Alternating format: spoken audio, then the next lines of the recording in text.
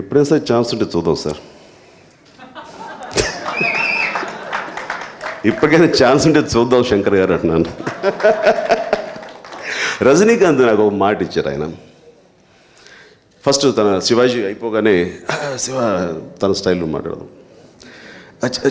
చిరంజీవి డెఫినెట్గా ఫిల్మ్ చాలా బాగుంది, మా శంకర్ చాలా బాగా చేస్తాడు, వండర్ఫుల్ టెక్నీషియన్ అమ్మా. అరే మనం జస్ట్ మన బ్రెయిన్ కూడా తీసుకెళ్ళక్కల, జస్ట్ మనం అలా వెళ్ళిపోయి అలా కూర్చుంటే మొత్తం తను చేసుకుంటాడు, అంత సుఖంగా ఉంటుందమ్మా. చాలా చాలా చాలా బాగుంది, నువ్వు ఒక సినిమా చేయాలి. రజనీ చేయాలి కానీ శంకర్ నాతో చేయడు.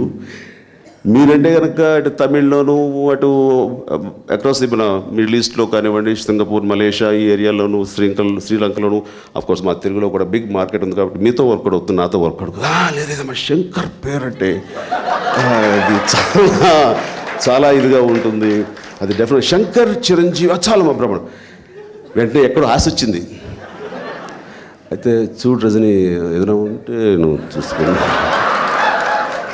నిజంగానే అలా ఆశ లేపాడు. కట్ చేస్తే రోబోలో మళ్ళీ రజనీకాంత్ అనేసరికి ఆహా మనకు పోయింది ఛాన్స్, ఖచ్చితంగా పోయింది ఇంకా. సో ఎప్పటికైనా సరే అవకాశం రానక్కర్లేదు, బట్ తను ఎవరితో చేసినా సరే నాతో చేసిన ఫీలింగ్ ఉంటుంది కాబట్టి మనస్ఫూర్తిగా మరొకసారి 50 మందికి అభినందనలు తెలియజేస్తూ, ఏమంటే నేను నవ్వుతున్నాను కదా సంతోషంతో. అటు మోహన్ బాబు గారిని చూడండి ఎలా పెట్టారు, చాలా సీరియస్గా ఉండి ఆ ఆడియో క్లిప్పింగ్స్ ఆన్ చేసినా సరే అది నేను బయట పడకూడదు బాబు, మన లోపల దాచుకోవాలి.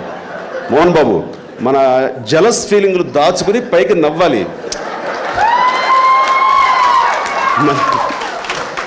మనం ఆర్టిస్టులు కదా, ఇన్ని సంవత్సరాలు మనం చేసినందుకు గాను ఆ యాక్టింగ్ని మేకప్ లేకుండా కూడా ఇక్కడ కూడా మనం ప్రదర్శించుకోవాలి. Thank you.